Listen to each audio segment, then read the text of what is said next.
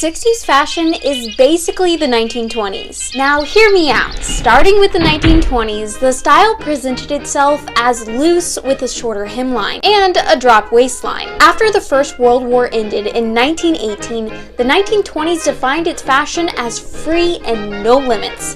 Hairstyles became shorter and hats were form-fitting.